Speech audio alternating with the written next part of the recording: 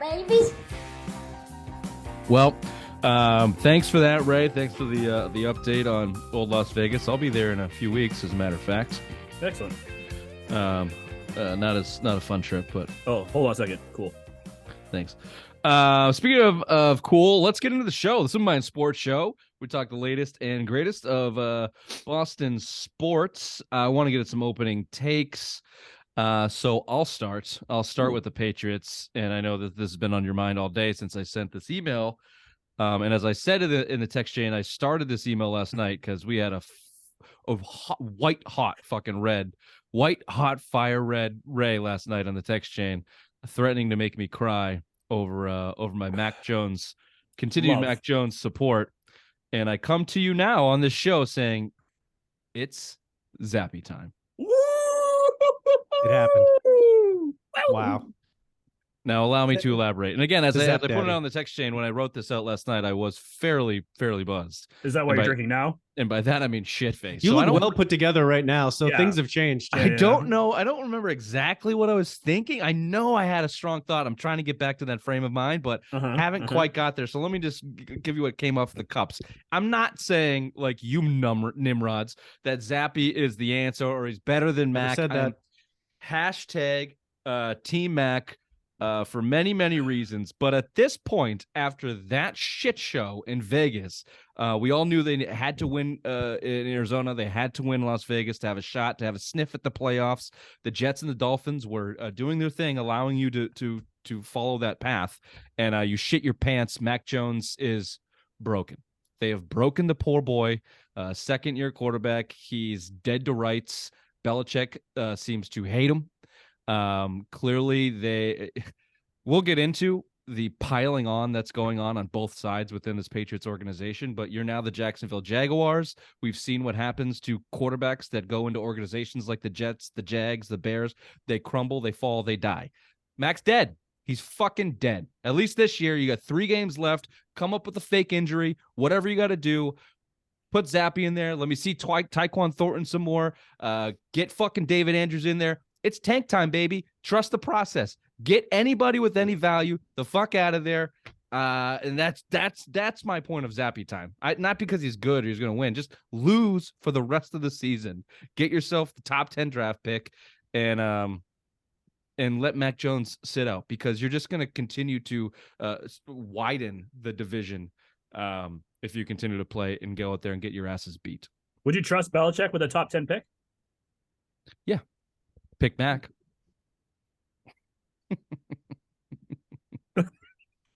They would Seymour, trade that thing in a Gerard heartbeat. Mayo. You go through Bill's top of the draft picks.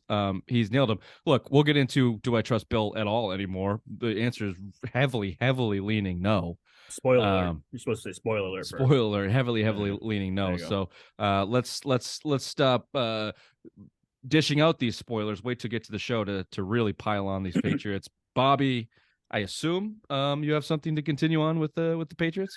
Oh, yeah, absolutely. I specifically want to talk about Just not real the quickly, unquote in those demo- boxes, are they all just death threats for Belichick? Every single one. Not just Belichick, obviously Mac Jones too. Okay? 100%. Who But I goes wanna first? talk- it Who is goes the first? dumbest- Wait. Who goes first? Mac or Bill? Oh, Mac, yeah. That boy. Yeah. That boy. It You is better the go Bill dumbest part. first, because look, if he sees it coming, you take down Mac, you'll never see Bill again. He's too smart for that. Chess versus checkers. He's fucking fat and he has tits. He ain't getting away from How Bobby. dare you, Fupa? I can fat shame. Me too. Go on, Bobby. You skinny bitch. Yeah. Absolutely. This play. First of all, when it happened, I just laughed out loud. I wasn't even angry. I laughed like it was a joke.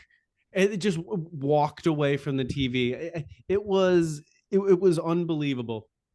Earlier this week, what was it? I heard Tom Curran saying that he thinks that the players were throwing these laterals because last week they weren't fighting. They were saying the coaches weren't fighting, so that now that they're out there trying to take it onto their own hands, throwing these laterals, thinking, hey, we got a chance. Let's do this. I think he's a little bit out of, like, it's a big leap to make that's what's going on. Maybe he knows more than I do. But what makes it the dumbest play is Jacoby. You're throwing it 30 yards, however many yards back to Mac Jones. There's nobody else behind him. What was he going to do? Like there wasn't. It wasn't like he threw it to a player who would theoretically then be able to progress the ball. He threw it to the least athletic person on the field, essentially. And then he got overrun by Chandler Jones, and that was that. Wait, I can keep going. We'll get into it. We'll get back into the play, but it's certainly the biggest takeaway. It'll be the replay will live on forever. You're now in the category of butt fumble. That's an excellent comparison. It's just truly, truly embarrassing. I had the same reaction. I just kind of started laughing. I'm on a major delay through the Sunday ticket or whatever. So I heard my phone buzz before the play started. And I was like, okay. I never look, but it did buzz. I'm like, you get excited because and then you saw Stevenson kind of break it out. I'm like, oh shit. I go, Ingrid, wait, Ingrid, watch this. Oh no. And then the ball goes in the air back to Mac, and I'm like, holy fuck, did they really do this? And then the pick happens. I go, oh, that's what the vibration was. Got it. Yeah. We'll get back to that. Raymond, your opening take, please. We'll be talking soccer for the last time in the next 2026. And I'll be taking my shit on this show today because my team lost France to Argentina, but I'm just happy that the two of you who are not big soccer fans actually had to enjoy and had a great time watching this final World Cup, because this is probably the greatest World Cup final in the history of the World Cup. It was great. The last 75 minutes, scoring back and forth with France coming back, making a comeback, then extra time, Argentina scores, then extra time again, France scores. Oh, penalty kicks. Love it. Great World Cup.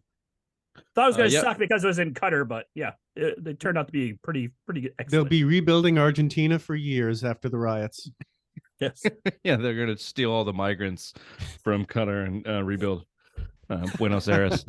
Arguably the greatest World Cup final in history. Not that I would know, but unlike you stubborn bastard, Ray, I could admit that soccer got me interested. I didn't have to pretend to be interested for that game, that match, if you would. You were interested off of spite, you cunt. Initially, it was the most spiteful. I woke up early, like it was Christmas so already. So did I. I was fucking giddy. I was like, oh, the biggest shit of my life is about to come out and go right down Raymond's throat. He squeezed that Messi jersey on. Guess what? It did.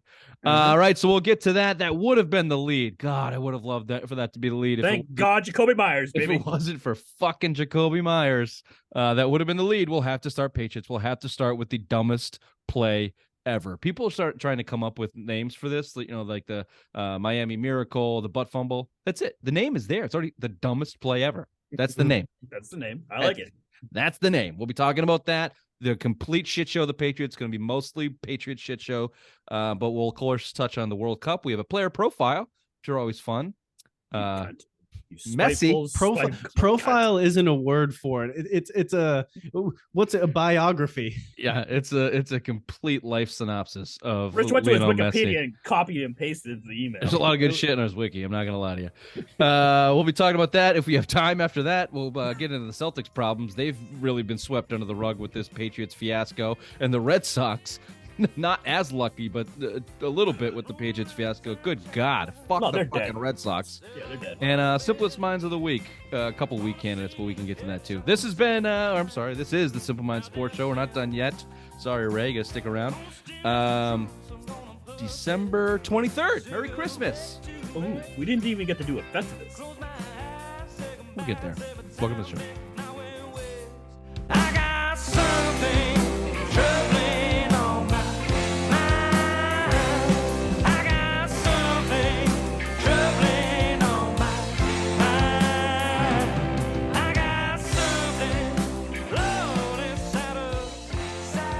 If you're watching on YouTube, you're welcome. If you're listening on iHeartRadio, we're the #1 New England sports show on iHeart. Up in the back. If you're listening on iTunes, the self-proclaimed #1 New England sports show. Wherever you get your podcast, rate, review, subscribe, tell your friends, tell your mothers, and tell them about W Energy. That's W.GG. That's where you want to go in your little URL tab. Things are getting crazy out there. W.GG. Go there. Go to Simple Minds for the promo code. Type in Simple Minds for the promo code. Get 15% off all orders. So all you energy drinking bastards, I know you're out there slugging them at 7 a.m. saying you're not a coffee drinker, chugging down your energy drinks. Go to Dubby, 15% off. The dumbest play ever was brought to you by, quote unquote, Scott Zolak, the dumbest team he's ever seen, end quote. That's saying a lot from that bag of fucking meat that is Scott Zolak. Let's start with the dumbest. I'll give you the 4. I don't know where to start. I am completely baffled by this team, by the game. And like I said, I was a little drunk when I wrote this last night, so I'm playing catch up. 24-30, the Patriots lose. Obviously, the lateral, if that's what you want to call it, to the Chandler Jones walk-off touchdown. Let's just dive right back into that. And I want to talk you to the last final chapter of that little play, which is Mac Jones tackle attempt. Calling it a tackle is disrespectful to tackles. I knew you fucking losers were going there. And this is exactly where the whole Mac Jones conversation started. What do you Zap want? Daddy would have wrestled that bastard down with Chandler Jones would have fumbled it. I've heard stupid enough. Well, Mac Jones, who was the guy in Carolina that he tripped and they gave him a penalty of Burns. He's tried hard to hurt people before in the past, and it didn't even look like he tried in that play. You can't in the same breath call it the dumbest play ever and then expect Mac Jones, the most unathletic player on the field, to then take on 300-pound sack leader of the last decade, Chandler Jones, in a whim. The ball's floating in the air, 40 yards ahead of him. It comes flying back for some reason. Chandler Jones punches him in the face and then runs 49 yards to the touchdown. And we want to get on Mac Jones for not tackling the guy. Are we not piling on this fucking kid enough? Using your own example, he did manage to trip Brian Burns, who was also a defensive lineman. So he should have been able to do it to Chandler Jones. I guess, look, if Mac Jones was heady enough, he would have expected, or at least had it somewhere in the back of his brain, we could see a double lateral here. I need to have my tum tum ninja skills on so I can karate kick this motherfucker in the knee if he decides to pick this lateral off and run 49 yards for the game winning touchdown. You're right. When he saw that ball barreling at him from Jacoby Myers, I wonder what was going through his head. Oh shit. There's only one thing. What the fuck? Yeah, pretty much. No, and if you watch, that's what a normal person would think. He was definitely saying, "Oh shit," because he probably saw Chandler Jones coming at him too. Like, no. That was Jesus. It's a 100% free shot for Chandler Jones. He could hit him as hard as he wanted to. Or he stiff armed him into down to China. Yeah, that was the other thing. Like the people getting on Mac Jones for not tackling him. He went to he made it one move to maybe see if he could get to the ball. That wasn't going to happen. So he's off balance. He's somewhat. Anybody getting on Mac Jones for not tackling? Could have done what Mason Rudolph did, take his helmet off and swing it at somebody. Yeah, I guess you're right. My bad. We should have the Beverly Mac's Hills Ninja just fucking training out there. Fine. Before that, we're going to go backwards now into reasons why the Patriots lost this game. Before that, you're up 7. You've eliminated a double-digit lead for the first time all year. The Raiders are on the verge of giving up their 5th double-digit lead on the season. This is the trends that you have bucked. The Raiders charged down the field and throw a 40-yard, whatever you want, touchdown that was clearly out of bounds and upheld. Forgot about that. That was infuriating. If not for the Jacoby Myers lateral Chandler Jones Mac murder, this would be the biggest play of the game. However, it didn't matter. That being said, I texted you guys, Patriots got the ball back with 3 minutes. I said, they better hold on to this ball because it just smelt like, I was thinking Devontae Adams, but it just smelt like a breakout play because Raiders were throwing it all, the shit against the wall. And we've seen it time after time, almost a decade-long trend from this secondary of a Patriots team when put under the gun and put under pressure. They fold. They gave up the 4th and 10 originally. Marcus Jones on soft coverage. And then that play was on 2nd and 10. Obviously, they would have had a couple more cracks with 30 seconds left to get down and tie the game. But any other thoughts on the refs, that call? It is Vegas. A lot of conspiracies jumping around. Was he out? Did you think he was out? Was it conclusive? Thoughts? Yes, he was out. Also, I was chumming it up with some Raider fans in front of me and saying, "Hey, I'll give you Matt Patricia and Mac Jones for Derek Carr," and he laughed at me and goes, "They're the same person." I'm like, "What do you mean?" He's like, "Derek Carr and Mac Jones are the same person. They are both terrible, and they're both going to crumble in the fourth quarter." And they both did. I mean, obviously, Derek Carr wasn't all that great either. He was missing players left and right to Devontae Adams. Mac Jones was making simple out plays look like it was the fucking Hail Mary trying to win the game because he just couldn't connect on anything. I mean, it was just sloppy quarterback play throughout that whole game. It was very bad to watch. Yeah, I mean, even going to the beginning of the game, it looked like the Patriots playing the Patriots. It was boring football. And towards the end, I don't know what really else needs to be said. You guys summed it up. I mean, the Patriots have played some of the most exciting / boring games where the game is excitement from boredom when all this crazy shit happens at the end. But it really is probably just exciting because we're invested in the games. Like, I don't know if other people would find this stuff exciting other than that ending. I mean, you don't have that doesn't happen. No, because there's not competent offensive football being played ever. So that's what the league is looking for. It's what it's built for. The fact that the Patriots can't muster up 3 drives in a game, 1 drive in a game for a scoring touchdown is miraculous. It's honestly unbelievably miraculous. Derek Carr threw the game-winning touchdown, game-tying touchdown. Like, yeah, he's a bum, and I wouldn't trust him, but he's at this point, as a Mac guy, he's better than Mac Jones. Yeah. He connected on that throw. He's got an arm. They call him check down Carr because he checks down. Because he can't run his offense. McDaniels, this is another coaching. McDaniels is expecting Derek Carr to be Tom Brady, calling out the mic, setting his offense, setting his blocking, understanding where to go with the ball. That's not Derek Carr. Just get him out there, play some backyard football. He can't be Tom Brady. This is like, what a fucking classic mistake from Josh McDaniels. Your second go around. You can't learn that, like, you have to play to your players' strengths, not make them beat other players. Derek Carr is not Tom Brady. He said it himself. You're passing on me for this motherfucker, quote unquote, Tom Brady. Just go back. Let's rewind real quick. Belichick in the post game was asked why not a Hail Mary on that last play, which led to the draw. He said we can't throw it that far. Yep. Let's wait to get into the civil war that's brewing. That's already begun. He's tired of Mac. Let me just ask you a real honest question. Try to drop your hate or your fake hate for Mac right now. Don't fake hate. There's film. I watched it today. Mac Jones can throw the ball 50 yards. He does it. He did it in that game. He connected with what's his name down the seam. What the fuck is Belichick's problem? He probably also thinks they can't block for 4 seconds. It would take for the receivers to get 50 yards down the field for Mac to stand clean and throw it 50 yards. That's probably a better answer. I like Bobby's answer. That's perfect. Well, then Belichick, I didn't think our protection could hold up. Instead, we can't throw it that far. He's Fuck calling you, the Mac. unit. He's calling the unit, the offensive unit. Got it. He's tired of Mac acting like a prissy little baby, showing up everybody, and then going out there and playing like shit. That's clearly a problem that has come to a head. Can I ask you a quick question? Yep. Watching the live broadcast, was it showing Mac yelling towards the sideline at all? Yeah. On that first play, we'll get to the first debacle of the game that probably lost in the game inevitably.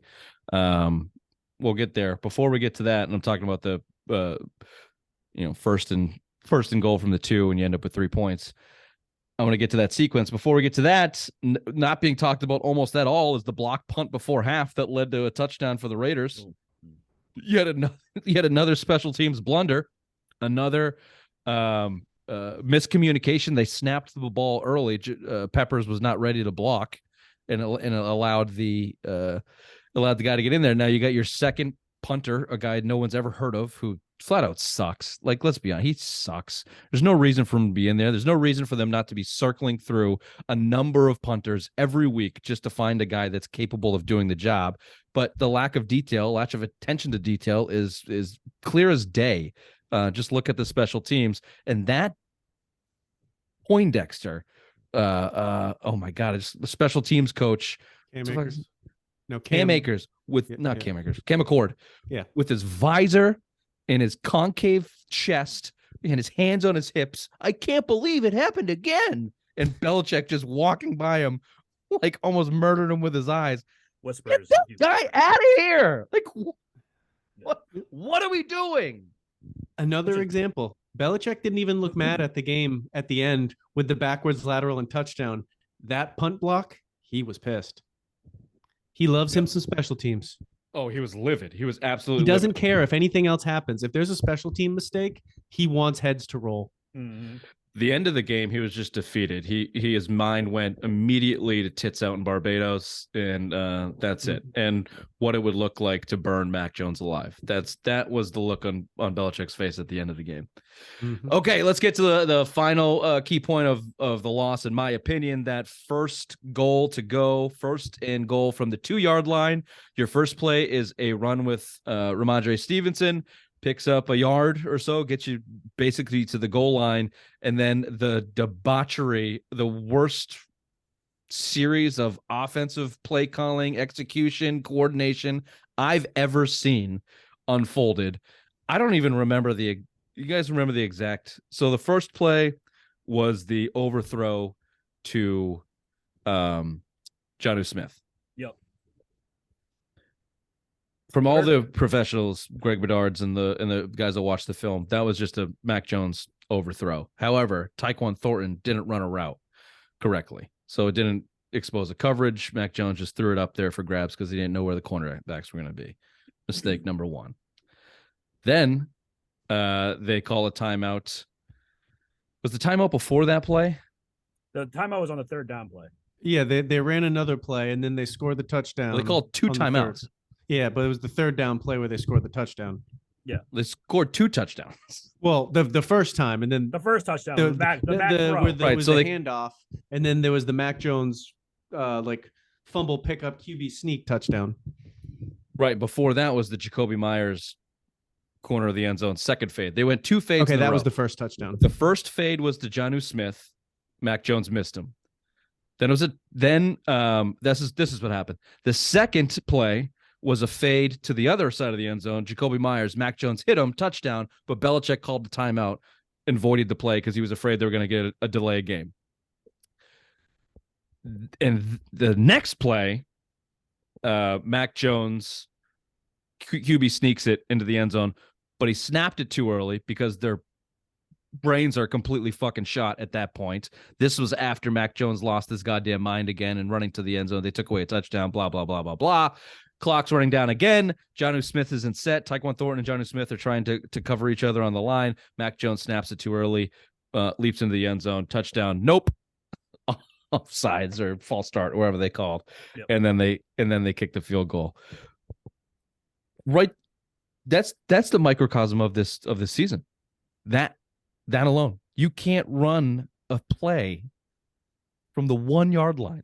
Not could you not get it in? Not a Marshawn Lynch situation of just run the ball. You're on the 1 with one of the best running backs in the game. No. You can't even get the playoff. You can't even get the playoff. That's why they're last in red zone scoring percentage for a touchdown at like 30%. And the team that's 31st is 10% higher than them. So not only are they last, they're last, but the margin between them and second place is another 10%. This team is just not your father's team, quote unquote, or whatever you want to say. It is just everything that you watched and praised Belichick for those 20 years now is just crumbling because he's making those mistakes that all these other coaches would make in the NFL. We'd always be Belichick would never do that, and now it's all coming back. Like He just doesn't. It looks like he doesn't care. The only thing he He doesn't- cares about special teams. He doesn't give a shit. Ray, can you turn your mic up a little bit? Mhm. The Belichick with his management decisions, with his coaching staff, within less than a year, has single-handedly tore down 20 years of offensive poetry in the NFL with this one decision to bring in Matt Patricia and Joe Judge to run his offense. And it's at this point, and it's in that type of series where you have to, for most of the season, we were saying, okay, Matt Patricia sucks. Yes, Bill's responsible, but the offense. Look, Bill Belichick tells you pass it or run it in those situations. So I don't know if it's just because his buddy and he's leaning on him and trusting him and too afraid to call him out or whatever. But the Belichick of old after that first Jonnu Smith play just goes, hey, just run the fucking ball. We're at the 1. Just run it. Just run it in 3 times. Run it. And he didn't. And he hasn't all season. He hasn't stepped in, hasn't done anything all season for this offensive shit show. So I don't know where you want to start when talking about what's next in terms of the Patriots, because that's where you have to go. This season's over. It's done. Yeah. No chance of the playoffs. There's a clear fissure in this locker room organization between, the Mac Jones, the Belichick. Seems like those are the two sides that are now developing, that are now growing. I said bench Mac, but that could lead to a full-on fucking mutiny because the David Andrews, Jacoby Myers, Kendrick Bourne, who played 10% of that game. Tyquan Thornton played 90. Kendrick Bourne is still in the doghouse. I don't know where you go from here. I'll ask the question, where do you go from here for the next 3 weeks? Like, how does this team even come to work and play the next 3 weeks? I've never been an adult and watched the Patriots in a Jacksonville Jaguars situation. I know they were that team before they got Bledsoe and Kraft. I've never experienced it as a fan. I don't know what it's like to root for a team that's truly, truly in the dumpster, truly a burning, lit dumpster fire, with the greatest coach of all time, quote unquote, at the head of it. I don't know what you do. You just let it play out. I mean, you're playing the Bengals, who are the defending AFC champs. You got the Bills and the Dolphins. Just play it out. Be like, the Mac, this is pretty much your tape for next year. It's either make or break for you. You got to give them some kind of motivation. You got to play for next year because you got to evaluate some of this talent still. You got wide receivers and tight ends coming up on contract years. I don't think you can evaluate talent, Ray. This is my point. This is why I've never been mad at Mac this whole season. I get that he wasn't good. He was 13 of 31 yards, 112 yards. I get he hasn't looked good all season. The tape shows that the wide receivers are not running correct routes. The offensive line has sucked all season. They can't run the ball. How do you judge any player in a shit show this bad? Yeah, it's true. You got a good point there too. It's my Zappe take. Take all the Mac Jones guys and sit them, and bring anybody else up that's looking for a job in the NFL to play with Zappe. Just say yes, sir, to everything that they want to do. It'll be ugly. It'll be gross. It'll be boring. Yeah, but you won't have complete dysfunction. But you probably will inside the organization, and that's going to be a Kraft Belichick decision, which I also have an opinion and theory on. But Bobby, the next 3 weeks, what do they do? For the next 3 weeks, I think all you really can do is play anybody that you think is going to be on this team next year. They're the ones that play, and you learn them in and out. Any of the young guys, your more veteran guys that you think are going to be here next year.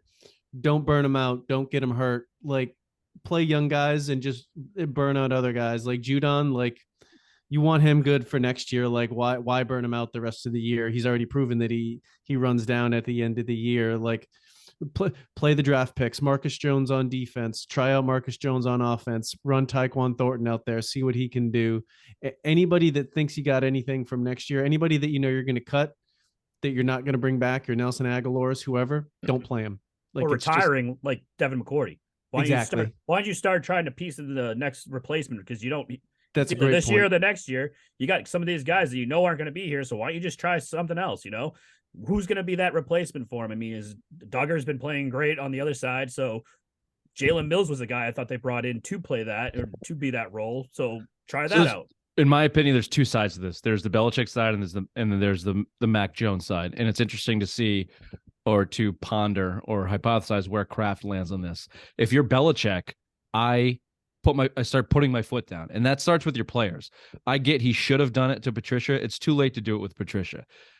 If you want to bench Kendrick Bourne, in years past, Kendrick Bourne would have been cut 10 weeks ago.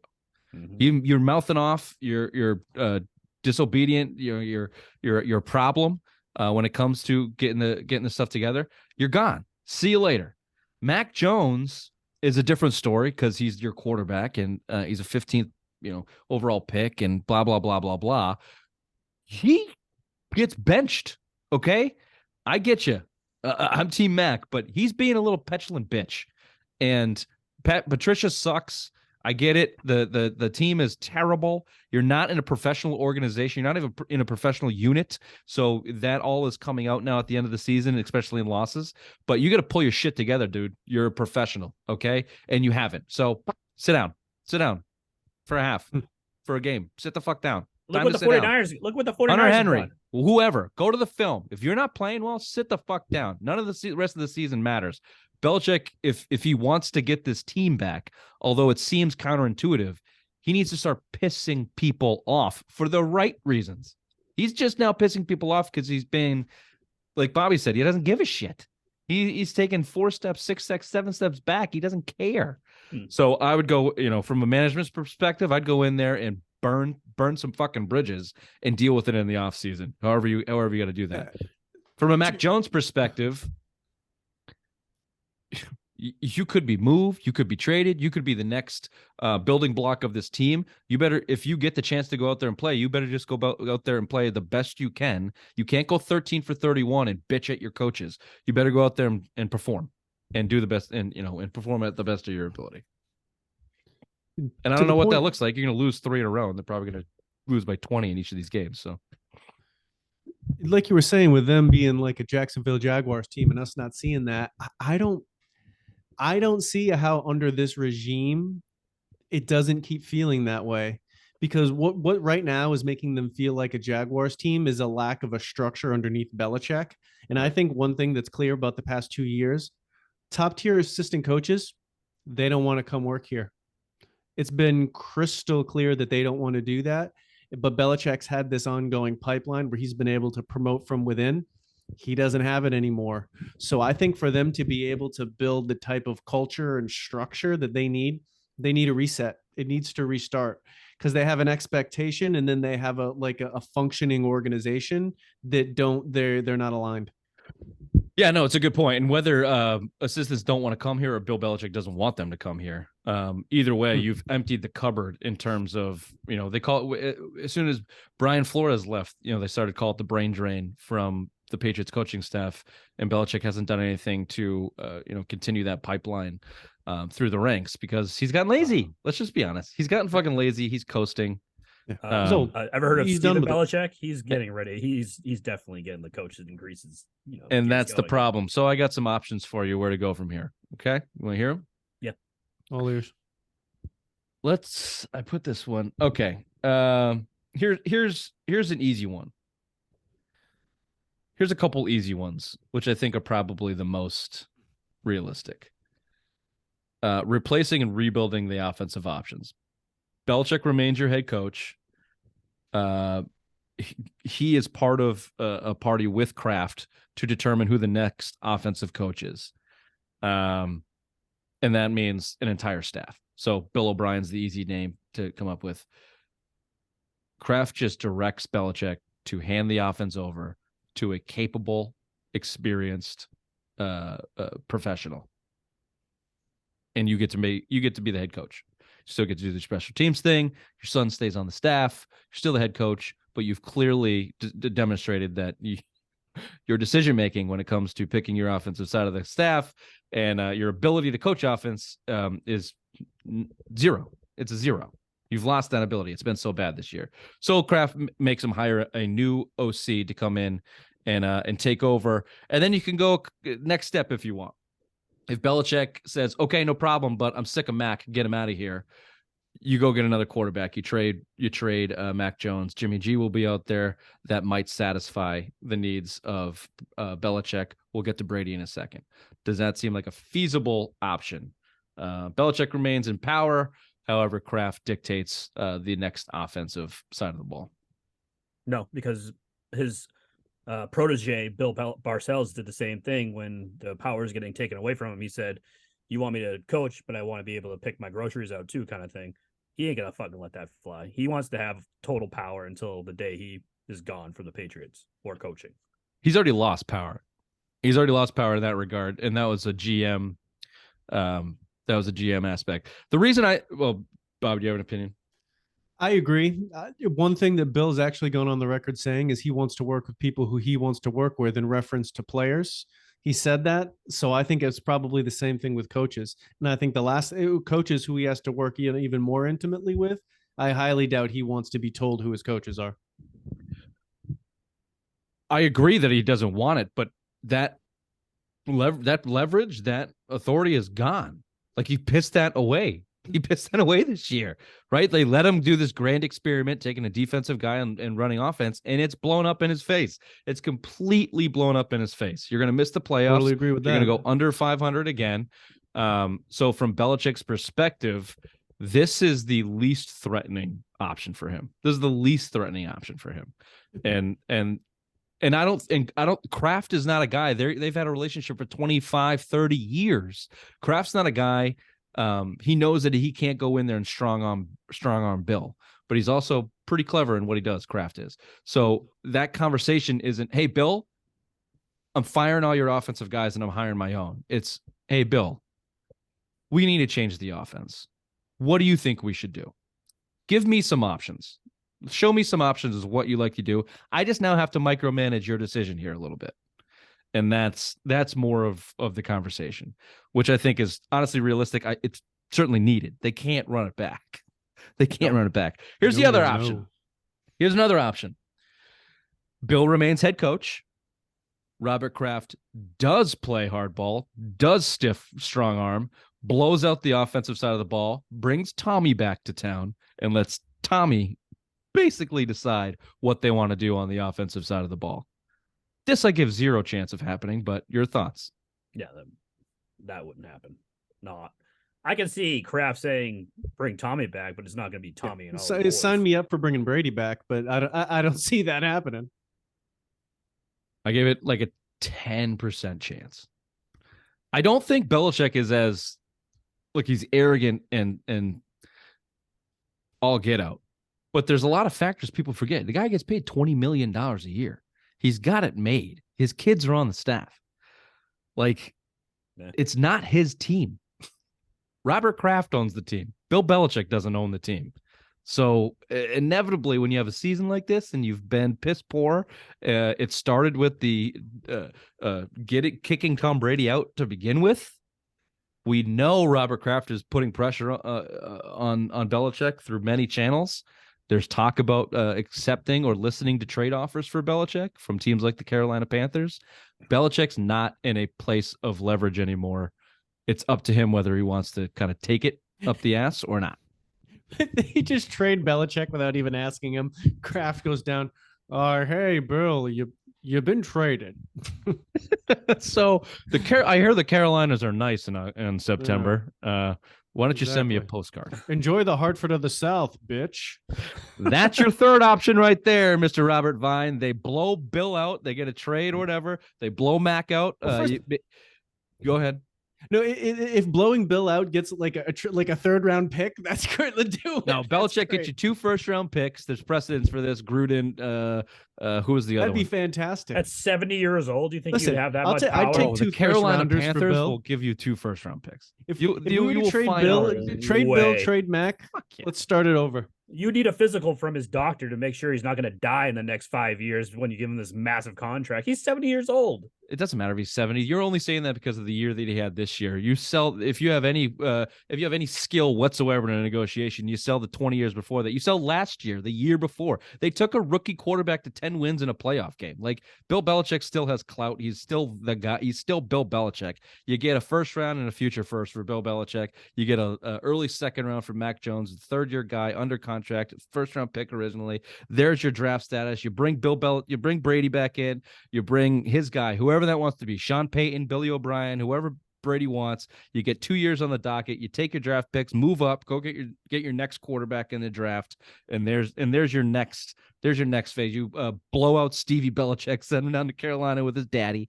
Promote Gerard Mayo, give him the coordinator position he's been pining for years. And now you got whatever Sean Payton or Billy O'Brien. You're the defense that's a top 10-ish defense right now. Plus you got Tom Brady. Plus you got $50 million to spend, and your books just kicked out $20 million of it with Belichick. So you got real cash. You can go get a top wide receiver or top quarterback, whatever you want to do. and you've just opened a 1.5 2-year window with a 47-year-old Tom Brady. Who gets a better draft compensation back for Bill Belichick or Mac Jones? Because obviously Belichick, I just told you, it's 2 first rounds for Belichick. It's a second round for Mac Jones. Okay. Maybe a third for Mac Jones. I was Belichick say is maybe even higher. But Robert Kraft is not blowing out the greatest, quote unquote, greatest coach of all time for less than 2 first-round picks. I'll tell you that. So even if it is a first round, he's staying here for whatever duration that is. You better get a compensation that people go, okay, no problem. Well, if that happens too, then we'll also get another first-round pick when Belichick goes to Carolina and trades for Brandon Schooler. So there's that too. Yeah. I wouldn't be surprised if Slater and the rest of the crowd follows him down there. I don't know. Final thoughts on the debacle. We're on to 2023. We're on to Cincinnati, is what we're on. Ooh, we're on to Cincinnati. Yes. Well done. We're on to Cincinnati. Headlines with the obvious one. Thank you there, Richard.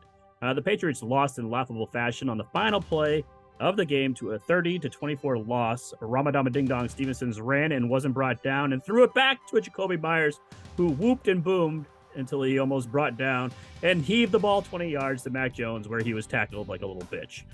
The team is a joke. Next up, defending AFC champs, led by the top 5 quarterback in the NFL, Joe Burrows, the Cincinnati Bengals. My prediction, 49-3, Bengals win. The Celtics are having their first hiccup of the season. Is it a Dookie problem or is it a Mazzulla problem? Celtics are on a 2-game losing streak until they inevitably beat the Pacers tonight as we record, and Jason Tatum keeps the MVP talks alive. Next up for the C's is tonight against Karl Anthony Towns and the Minnesota Timberwolves. The bright spot of Boston sports right now is the Boston Bruins. They're on a 3-game winning streak after beating the Blue Jackets, Panthers, and Jets. Next up, a road matchup against the fading New Jersey Devils on Friday night, as they have lost 7 in a row. Congratulations to all of Argentina and to the GOAT, Lionel Messi, going out in his final World Cup as a champion and getting that one elusive title that he has coveted for his entire career. Argentina now has 3 World Cup victories. And lastly, in Sox talk, the Red Sox and Rafael Devers are in contract negotiation for an extension, and, quote, are galaxies apart, end quote. Looks like this team is willing to suck for years to come. Back to you, Richard.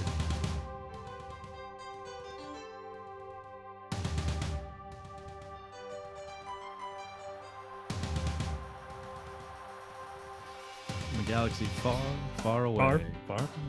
Fuck the fucking Red Sox. Bill's a big Star Wars guy. Did you know that? I bet.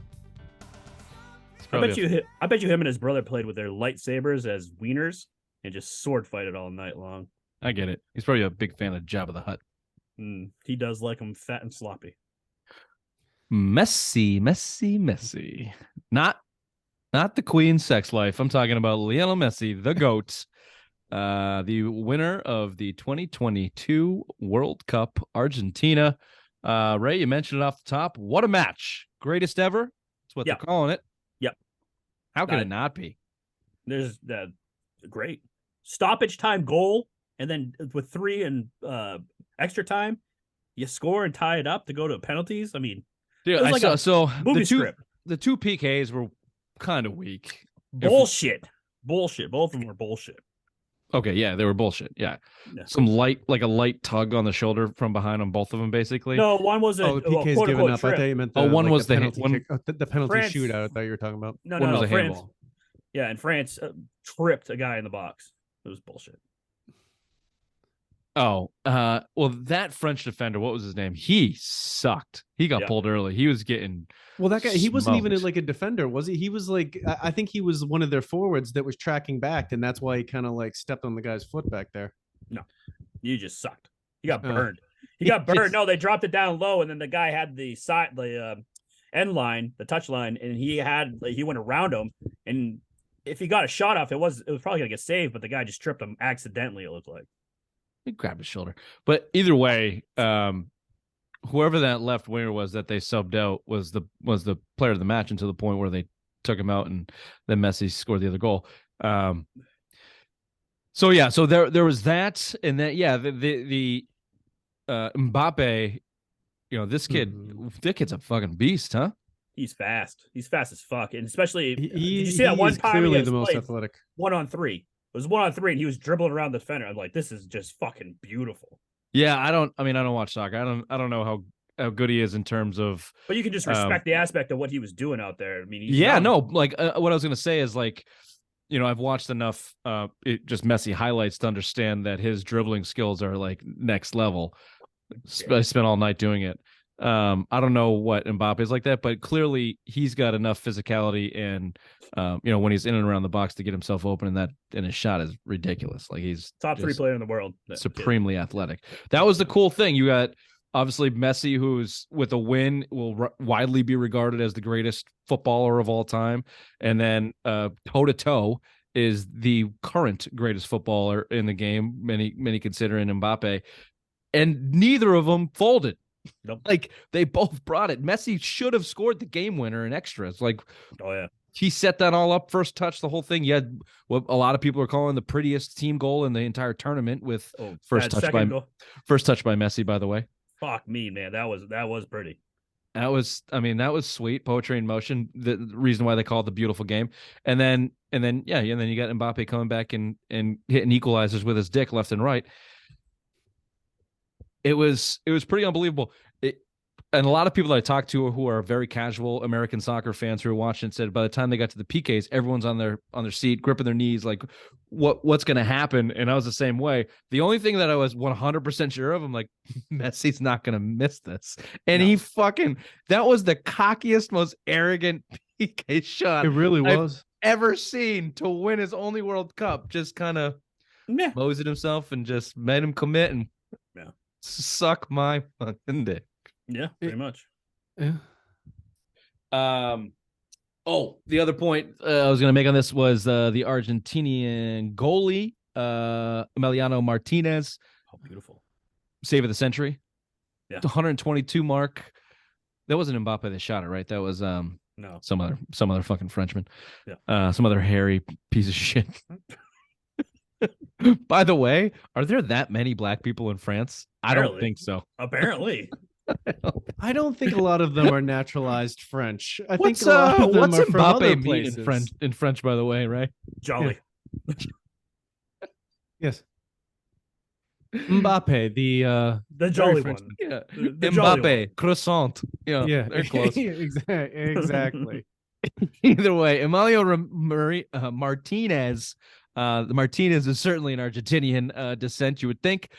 Kick save and a beauty, 122 mark, and then the 2 PK saves and the shove my arrogant booty in your face, getting in that kid's head who missed it wide left on the post and the next PK.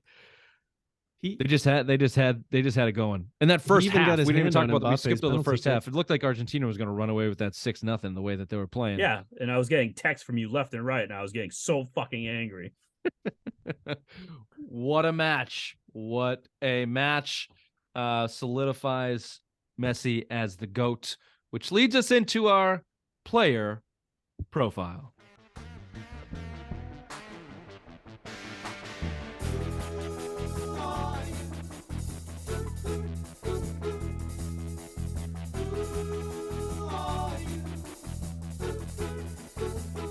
No, right. Full disclaimer. Rich is just being a cunt because of the whole Messi on the first round. They choked in the round robin, Saudi Arabia. This has been spite brewing since the middle of November. This is just I'm sorry. building. You spiteful little cunt. Go on. I'm sorry. I'm not quite sure of what you're talking about. Do you mean the greatest upset of all time? That everyone in Saudi the Arabia? soccer world is saying that was the greatest upset. The greatest upset of all time to the team that won the championship? Do you think that Saudi prince is not buying all his players something because they beat the World Cup champions? How far do they advance? I bet one of them lost a toe. I No bet way. one of them lost a toe for underperforming. No way. He bought them all fucking Rolls Royce. You didn't hear about that? Or Mercedes, something like that. He bought them all cars. I'm not Team Saudi on that one. Okay. Ray, if you'd like to chime in at any point in time probably during won't. this player profile, feel free. But just to give you the player profile that we are talking about, Lionel Messi. the greatest soccer player of all time, born June 24th, 1987 in Rosario, Santa Fe. Makes him 35 years old, 5'7", 148 pounds. Now, Ray, you're 5'7" now. Were you ever 5'7" and 148 pounds at the same time? Yep. Senior year in high school, baby. Really? I don't know if I believe 148? No, That's I wasn't not true. 148. No that wasn't. way. No. I was in the 120s when I was in high school. 148. I can't tell you when I was 148. Like 6th grade or something? pre-growth spurt. No way. 148? No, I was 148. Yeah, in senior year of high school. You are a little boy. I was.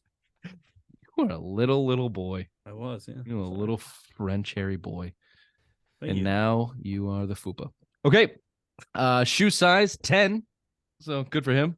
Those are big feet. Current salary $41 million. He's the third of 4 children of Jorge Messi and steel. He was a steel factory manager coming from humble roots here, Raymond. His wife, Cecilia, who worked as a magnet manufacturing workshop, delivered this beautiful human to us that is Lionel. At the age of 4, he joined, this is his soccer roots, just to give it to you, joined the club Grandoli, where he was coached by his father. Through his earliest influence as a player came from his maternal grandmother, Cecilia. Now, this is Celia. Sorry. Now, this is important because every time he scores a goal, he points to the heavens because of how important her grandmother stewardship was to him in his soccer journey. So, Man, prayers out. we sound just alike so Celia. far. Because Yep, I no, love you guys- my grandmother. My grandmother was a cunt. After a year at Barcelona's youth academy, Messi was finally enrolled at the Royal Spanish Football Federation. I did this drunk too. I'm playing catch up. I put a lot of shit in here. Hold on. After completing, You don't say. I was You don't wondering you were say. going to read that entire thing. this is why I put this in here because I thought it would get Ray chirping up a little bit. Playing in competitions, he befriended his teammates. Blah blah blah blah blah blah. And then they slipped this little line in here and didn't say anything about it after. After completing his growth hormone treatment at age 14. They have that? Messi became an integral part of the baby dream team, Barcelona's greatest youth side ever. During the full season, he was the top scorer, 36 goals in 30 games. He's super like a soldier. mutant. That's bullshit. Now you're treating the GOAT as a fucking user. He's a fucking X-Man. That's bullshit. I literally almost copied and pasted his entire wiki here. It's like No 45. shit. It's like, this is not even actually close. It's like 45 pages. And there's this one line after completing his growth hormone treatment at age 14. So I wonder how small he should be. Good for them. Yeah. Right. Shit. And then he went on obviously to Barcelona, which many people are aware of. His 20-year career in Barcelona, he holds the club record for goals, 672 goals in 778 games. Let me just give you some mind-blowing statistics. Keep your eye on Ray's face for this one. How many eye rolls do we get? He's already yawning. After scoring 50 goals for club and country in 2019, Messi scored 50-plus goals in 9 of the 10 years of the decade. He missed out on a half century in 2013 when he only scored 45. To be fair, that was coming off 2012 where he scored 91. That's pretty good. He almost doubled the 50. Do the math, Ray. Those numbers mean Messi ended the decade having scored 579 goals for club and country. Messi, unsurprisingly, ended the decade with more goals in La Liga than any other player, 369 and 343 goals. Did I say that right? La Liga? Yes. Elijah? Nope. Messi also provided more assists than any other player in Europe's top 5 leagues. Not enough credit for this, Ray. A very unselfish player. 136 assists, 25 more than the closest challenger, Mesut Ozil. Oh, fucking, that was beautiful. 25 more than Mesut. Altogether, he directly contributed into 505 goals in 343 league matches. That's pretty good. Argentine won 23 trophies with Barcelona. The Argentinian won 23 trophies with Barcelona across the decade. 23, including 7 league titles and 2 championship leagues. I thought this guy never won. That's what I was told after the greatest upset of all time. World Cup, you fucking Messi cunt. won his 6th of the Ballon d'Or in 2019, meaning he'd won the award more than any other player, one more than Cristiano Ronaldo, who's a bitch. Messi's since added another to go 2 clear of his old rival, so he's got 7. In 2010s, Messi won the Peachy Peachy Award. given to La Liga's top goal scorer 6 times, equaling the record set by Athletic Bilbao's Timberwolves in 1951. He won it again in 2020 and 2021, just to underline the fact that he is the greatest. Messi won the European Golden Shoe 6 times in the last decade. Messi recorded more victories than any other player in Europe's top 5 leagues over the decade with 260, 15 more than his closest challenger and Barca teammate Sergio Busquets. Sergio Biscuits, 15 less than Messi. That's how fucking good he is. I got a whole link here. Do you want to go to some more accolades? Nope, we're good. There's an entire link that just lists his trophies. 2-time best FIFA player, 7-time winner of Ballon d'Or, 3-time what do they call the UEFA? UEFA? UEFA, yeah. 3-time UEFA player in Europe, 22-time top goal scorer in that league, 10-time player of the year, 4-time player of the season, World Cup champion winner. We know Messi, 3-time FIFA Cup World winner. It goes on and on and on. 10 straight champions for a Spanish championship. Ray, I'm still scrolling.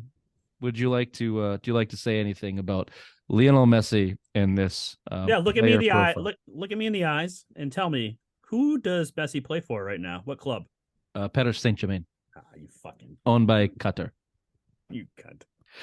Him and his father were also found guilty of tax fraud in 2013 and had to pay $8 million. Quick break.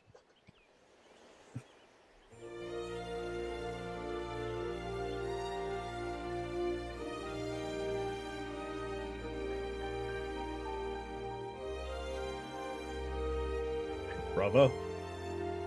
Sweep that right under the rug. Yeah, no big deal. No big deal. That was on page 45, wasn't it? Those are the lawyers. What's I gotta take a breath. I'm just gonna throw this question out there, and you guys can take the next couple of minutes. What's going on with the Celtics? Lost 2 straight to the 8-win Orlando Magic.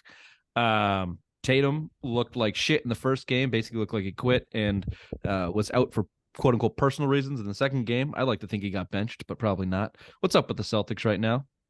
Robert Williams is back. Is that the only thing you could really say? Like, really changes the past 2 games? Bobby? Robert Williams is back. It's probably changing the way they play. I mean, maybe Tatum took a look at Markelle Fultz. He got a little nervy. He's like, oh, that's the guy everybody was supposed to pick, number 1, maybe that did it. But yeah, it looks like Tatum's got something going on with him. And then Robert Williams coming back messed up the whole flow. I mean, plus it's like mid-December. They've been going hard for 2 months. I mean, they were bound to come off a lull here. They just came off like a 6-7 game road trip, whatever it was. West Coast, yeah. Yeah, I mean, they just about that time. It was the holidays. They're probably just we're due for a downward thing. It feels kind of natural. I think they'll rebound. I'm not like watching the games. They just kind of look like tired. Yeah, Bobby nailed it closer. They stopped shooting. They stopped shooting well. It has nothing to do with Robert Williams. They stopped shooting well. And this is the biggest problem with the Celtics right now. They, right now, in this current team, they don't know how to win unless they're shooting the lights out.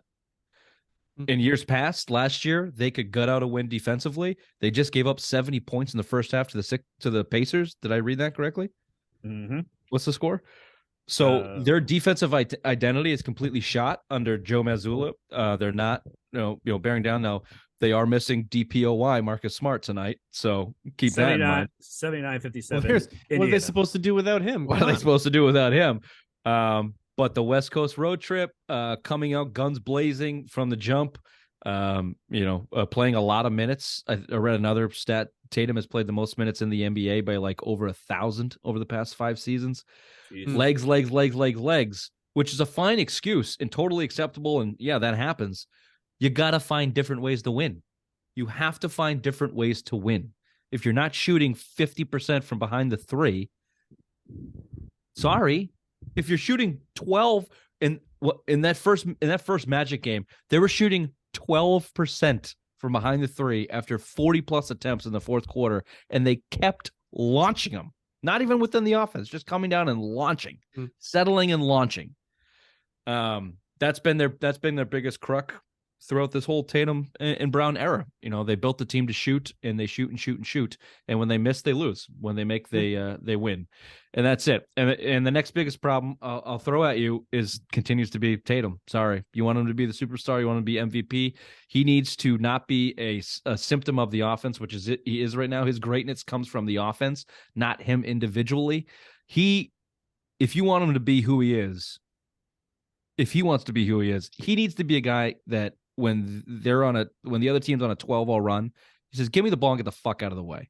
And he needs to be able to put up 4 to 6 points and stop the run himself. The Kobe mentality. You need to be Kobe. You need to be LeBron. You want to be MJ. There's not a lot of those guys. That's an unfair, that's an unfair bar to put on him. But that's how he's being treated. That's how he's playing at times. Jaylen Brown's even playing that way at times too. They think that at least they have the mentality that, hey, the shit's not working right now. Give me the ball. Let me try and get it. Let me try and make something happen. Problem is they don't make it happen. So I think that's I think that's kind of getting in their way too. And then that leads to a lot of bad habits, and they can't get back into their offense, and they're playing a lot of hero ball one-on-one, shooting contested threes. And there you have it. Do you think the Jays would ever get that mentality in the fourth quarter to be killers? Yeah, it took LeBron 10 years. That's what I'm saying. So you don't think it's not in him. You just think it's going to take more time to mature. I think it's less mentality. I think they're both very heady players. Tatum more so than Brown. I think Tatum knows when he should and has to do it. I think he lacks the skill set to do it. And maybe we'll forever lack, the set, the balls, the it factor, whatever. But we said that about LeBron for a decade.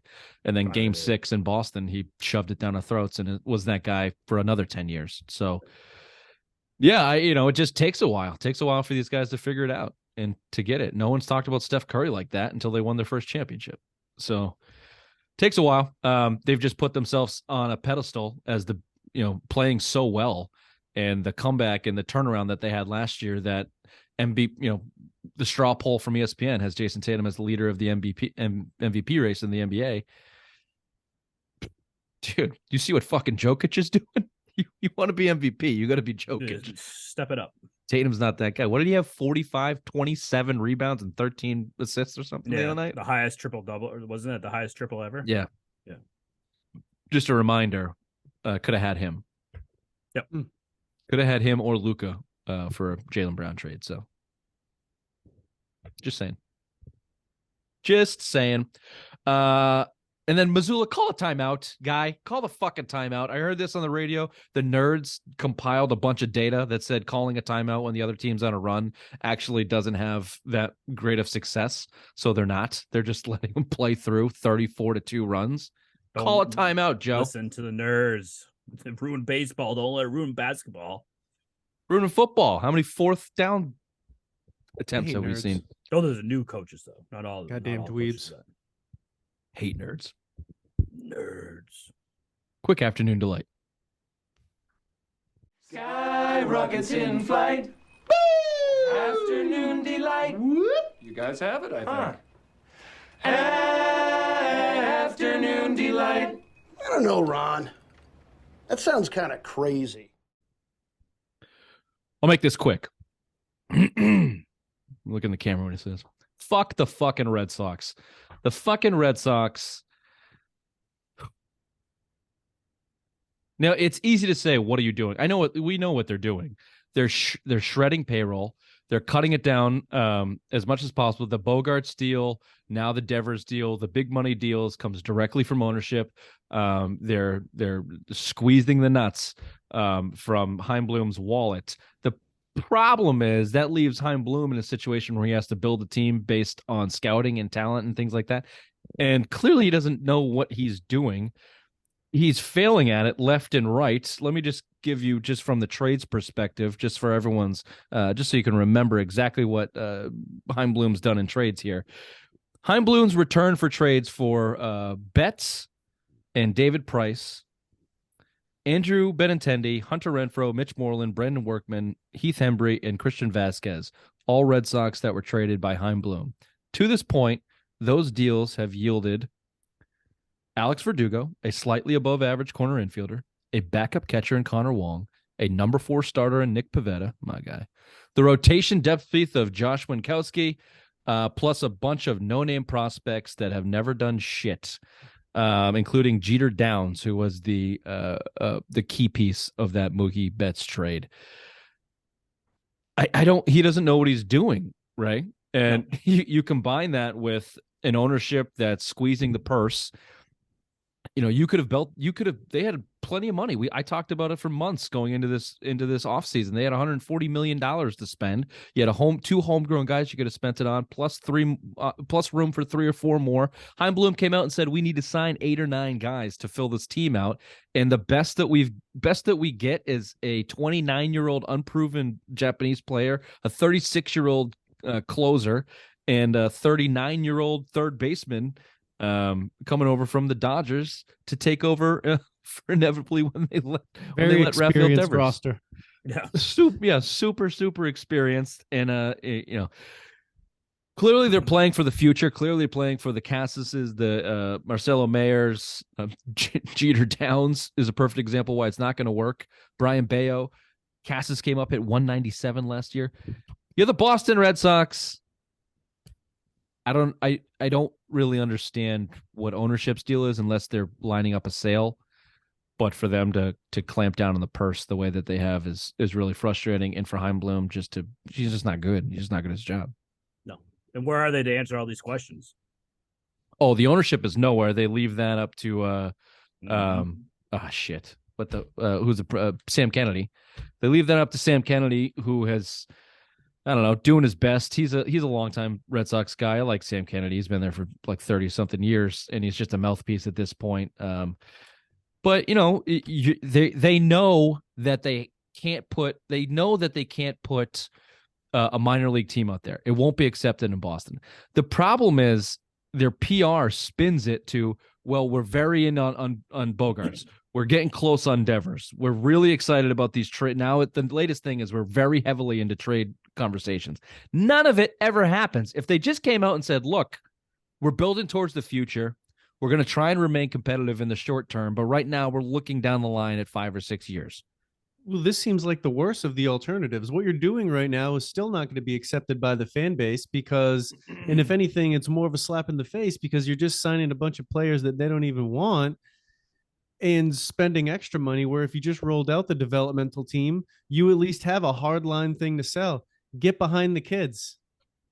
No, you're exactly right, Bobby. And where they fail at this is they're picking the wrong players to do it with. So if you want to develop young talent and bring them up and have a 5-year plan, okay, no problem. You want to be cost effective the way they were in the Theo days when you had half your team were young prospects on minor contracts and then you filled your holes with the free agency. Great, that's a perfectly okay way to build your team. It's how you should build your team.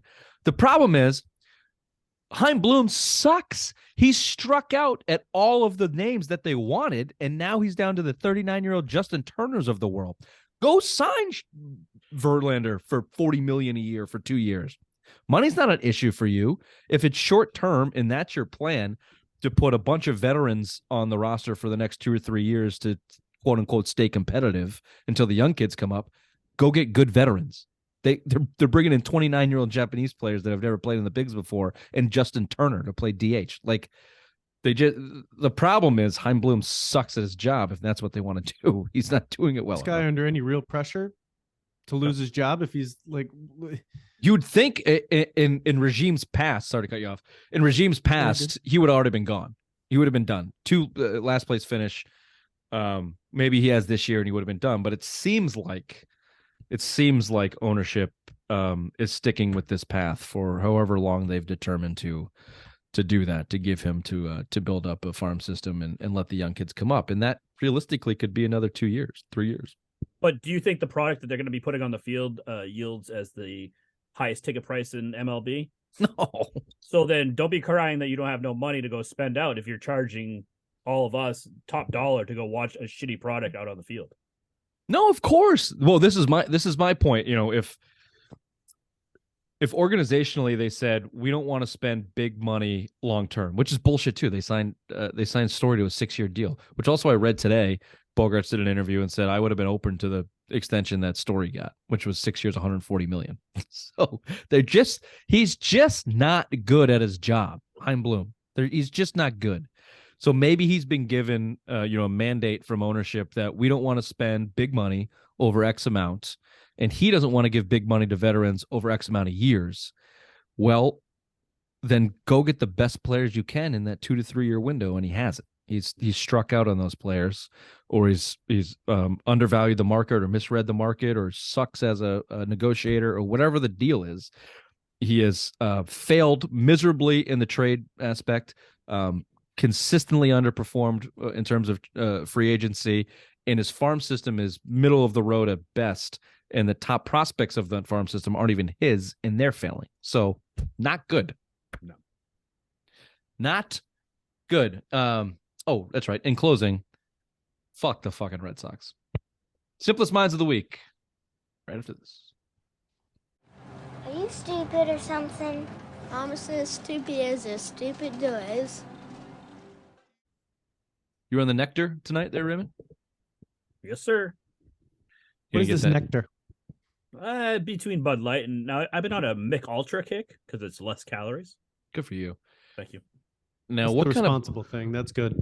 what kind of bubble gut do you get from that? From too many of those? Because there's a lot of hot carbonation, Hot snakes in the morning. bubble gut and hot snakes. Mhm. Just a lot of gurgling going on. There's a lot of air Yeah. from those Oh, types of beers. Oh yeah. I agree. Speaking of hot air, simplest minds of the week. Let's start off with our old friend, our good friend, Super Bowl champion, 3-time Super Bowl champion. I'm assuming ex NFL Network pundit. Oh, I'd have to say so. Willie McGinnis. It's good old-fashioned man-on-man assault. That's fine. He'll be back in a week. Willie Didn't do anything McGinnis wrong. arrested for assault. That's assault, brother. That I is think you had assault. I think you knew the story a little bit closer in detail than I. Do you remember it? Yeah, it's like TMZ broke the video of it. It's basically Willie McGinnis and 3 other guys go into a restaurant. It looks like a very fancy restaurant, and this guy's sitting alone in a booth, and then you see Willie McGinnis down to his level, start jawing at him. That guy gets up and just gets the shit kicked out of him by Willie McGinnis and his thugs. And then a glass. Did they know this guy, or They're not saying how they're all connected. It's just saying it was just a beatdown. How? Willie McGinnis has got to be close to 50, if not in his 50s. It's got to be I think probably it was mid- 51 when I looked at the story? How in your 50s, as a multimillionaire, longtime professional, do you still find yourself in these situations? CTE. Willie don't take no back talk. You don't back talk Willie. If you back talk Willie, that's what you get. You gotta got hold big your Willie fucking style. own on the street. You got Willie big Willies style. down. Yeah. Getting jiggy with it. Willie don't Willie take no don't- back talk. All right. Uh-uh. He didn't take it on the field. He ain't gonna take it in no restaurant. Willie and the Thugs is a good band name. I'm gonna pitch that for Ooh, the next time I get a couple musicians together. Willie and the Thugs, Bone like Thugs that. in harmony. Respect. Just the first of the month. Next up on my And we list. pray and we pray and we pray. Boom, boom, boom, boom. Greatest intro to a song of all time, I think, hands down. Oh, that's great. Fuck, I'm gonna blast some Bone Thugs when we get after this. Me too. What? God damn it! Meet you at. Oh yeah, I mean, Crossroad, you won't be lonely. You won't be lonely. I'm gonna need somebody. Remember those 8th and 7th grade dances? And Oh, just so good. you just grab the girl by the head and we pray Yeah. every day. Bone Thugs and 13-year-old boners. That was Ja Rule. Jaru. Murder.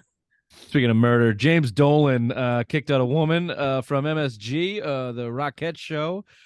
This woman was there with her daughter and a Girl Scout troop to watch the Rockettes. And apparently she was a lawyer of a firm that once or is currently suing either MSG or James Dolan for, I'm assuming, a bevy of sexual harassment or terrible misconduct within the workplace. Just a good reminder of how truly shitty of an asshole and an owner in sports James Dolan is. If it wasn't for Dan Snyder actually being a criminal, James Dolan would certainly top the headlines, I think, in worst owner. And currently in professional sports, there are any other that sneak up? The Phoenix Suns guy that Just sold. Yeah, that's why I was gonna say he would be up there, but yeah. Or Bill. Just sold. James Dolan's an asshole. Also in this article, it said so he's a quote unquote musician. He was a harmonica player at one point in time, and then he did like the most classic rich white guy move where he just canned all of the musicians he was playing with and literally just hired professionals. Like he bought his friends. He bought a bunch of friends that play music, and now he plays guitar and is the lead singer, but he's got a professional band that he plays with. And anytime they play a gig in New York, it's basically expected that staff and people from MSG show up, and if they don't, it's noted. It's noted. What a fucking loser. What's the band's name? What's the band's name? Isn't it the James Dolan band? No, it's I'll figure it out. Any thoughts on James Dolan as I look this up? No, he's just one of those shitty owners that, like Dan Snyder, everyone in New York just wants him to sell the team. JD and the Straight Shot. Yeah, so it is about him. It is about him. Oh yeah, it's James Dolan. Yeah. I just thought the woman when asked about it, she's like, I don't know what to say. It's like I drove a bunch of these girls here. I just have to stand out in the cold and wait for the show to end so I can drive them and my daughter home. And I guess I don't know why he got kicked out. Well, he threw out fucking Charles Oakley. Remember? For because he badmouthed his team in the media, and then he threw him out. Sued him too. Charles Oakley sued him. Maybe that's the law firm that's suing him. Who knows? Maybe. Could be. And then lastly, I'd just like to throw this one out there from a Christmas. Simplest mind of the week, Rudolph. Grow a spine, you little bitch. You know, you get all the reindeers are calling you names and they're cast you aside. In this society, Rudolph wouldn't exist. He would go grow his own pair of antlers out of his ass and call himself like a trans reindeer and create his own Santa group and then get some society to follow him and tell Santa to fuck off. But in this story, Santa runs into a pickle and they go running back to Rudolph, who they've shunned, and Rudolph just comes back all glee and happy. You know, like he just got to be part of the group. Grow a spine, Rudolph. You simple-minded bitch. The surprise to me is that Rudolph hasn't got canceled yet. Did you just watch that like last night? Me? Yes. Oh no, that's glued to my brain. Okay, because it seems like it's fresh. Yeah, I don't know. It's around. It's around. Wait, why would Rudolph get canceled? I don't know, because he has a red nose. You know how people are these days, want to cancel everything. Red face, red nose, red nosing. Yeah. You nailed that one, obvious one. This has been the Simple Minds Sports Show, December 23rd. Merry Christmas. Right. Shalom. Happy Hanukkah. To all yours. Good night. Make sure to buy your husbands and wife beater this Christmas. Hell yes. Words of advice. Yeah. Get that Wuhan delivered. Good night. Good night.